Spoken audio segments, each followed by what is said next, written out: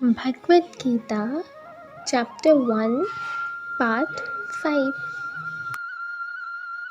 तत्र पश्यति स्थान पार्थः पितृनाथ पितामहन् आचार्यान् मतुलान् भ्रातॄन् पुत्रान् पौत्रान् सखीन् ततः।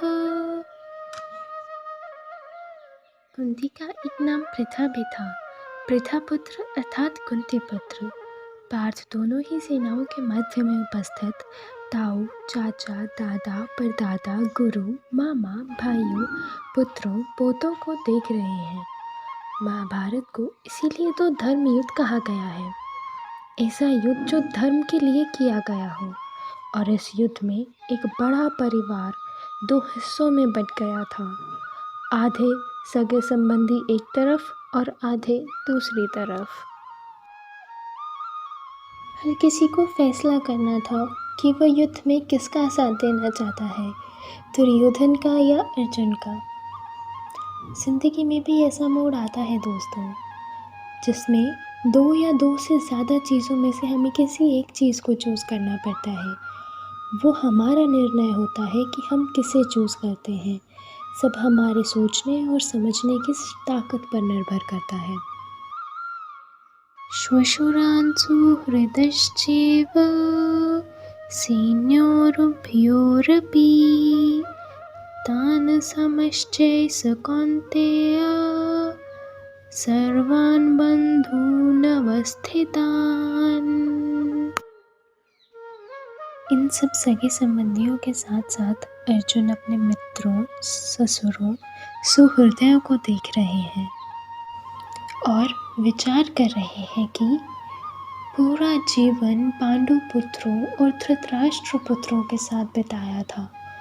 सारे सगे संबंधी एक ही तो हैं। दोनों पक्ष में अपने ही तो लोग हैं, किंतु अब अपनों के ही दो भाग बन गए हैं। उसमें से एक पक्ष शत्रु का है। हर किसी से अर्जुन की लड़ाई नहीं थी, लेकिन युद्ध में वो उसके शत्रु थे और उसे उनके साथ लड़ना होगा। आज के इस कलयुग दौर में लोगों के दो चेहरे बन चुके हैं। जो हमारे अपने होते हैं, हमें लगता है वो हमारे हैं, परंतु अंदर से वो किसी के नहीं होते। लोभ, ईर्ष्या, द्वेष की भावना से लोग परिपूर्ण हो चुके हैं, जो कि बहुत गलत है।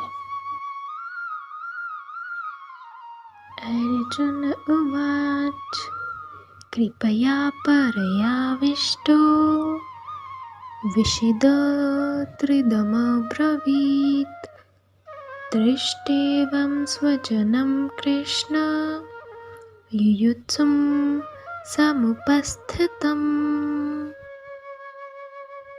अपने करीबी एकदम अर्जुन के सामने खड़े थे, लेकिन शत्रु पक्ष में उन उपस्थित सब बंधुओं को देखकर वह कुंती पुत्र अर्जुन अत्यंत करुणा से युक्त होकर शोक करते हुए श्री कृष्ण से कह रहे हैं। यहीं से शुरू होता है दोस्तों, आरंभ होता है अर्जुन के विषाद का, जिसके लिए संपूर्ण गीता की रचना हुई। श्री कृष्ण को मार्गदर्शन के लिए एक ऐसी रचना करनी पड़ी जो हमेशा के लिए किसी को सही राह पर चलने के लिए प्रेरित करती रही है और आगे भी प्रेरित करती रहेगी। दोस्तों, महाभारत द्वापर युग के अंत में घटी थी।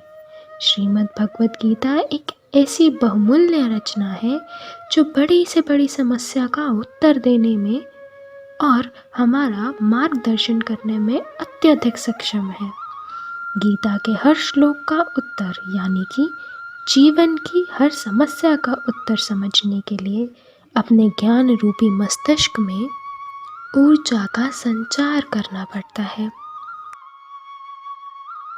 सिदन्ति मम गात्राणि मुखं च परिशुक्ष्यति वेशशुक्ष शरीरे मे रोमहर्षश्च जायते। युद्ध की बात करना आसान होता है, युद्ध करना कठिन।